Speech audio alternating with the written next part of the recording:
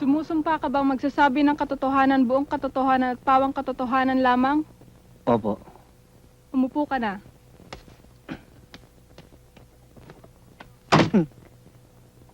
Nasaan ka ng Nobyembre 7, Sabado, nang mapatay ang inyong Professor Talbo? Nasa loob po ako ng kolehiyo namin. Saan sa loob ng kolehiyo? Sa dean's office po. At ano naman ang ginagawa mo sa loob ng Dean's Office ng 10 oras ng gabi? Wala po. Wala! Totoo ba na hawak mo ang baril na nakapatay kay Professor Talbo nang bumukas ang ilaw? Opo, pero... Ang tanong ko, totoo ba na hawak mo ang baril? Opo. Yun lamang po, Your Honor. Apo ko yan. Inay naman, ipinagmamalaki niyo pa yun?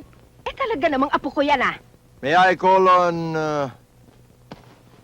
June Concepcion, a witness. Ano ang trabaho mo sa Manila Technical College?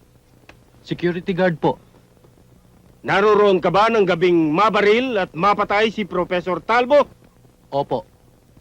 Paano mong nalaman? Nakarinig po ako ng putok galing sa Dean's office. Ano ang ginawa mo? Pinuntahan ko po. Ano ang nakita mo? Nakita ko po si Professor Talbo na may tama ng baril at patay na. Nakita mo ba kung sino ang may tanga ng baril? Opo. Sino? Si Michael Lakimata. Naririto ba siya sa loob ng silid na ito? Opo. Maaari bang ituro mo siya? Yun lang po, Your Honor. Sino ang nakita mong may hawak ng baril na nakapatay kay Professor Talbo? Nang buksan ninyo ang ilaw. Si Michael Lakimata po. Yun lang po, Your Honor. Sumusumpa ka bang magsasabi ng katotohanan, buong katotohanan at pawang katotohanan lamang? Opo. Maupo ka. Anong pangalan mo? Banjo Escudero po. Noong Nobyembre 7, Sabado ng gabi, nang mapatay ang professor ninyo na si Professor Talbo, saan ka naroroon? Dumalo po ako sa bahay ng kaibigan ko. Ang ibig mong sabihin ay wala ka sa Manila Tech College nang mangyari ang krimen? Wala po. Pwede bang sabihin mo sa hukumang ito kung sino ang kasama mo ng gabing iyon?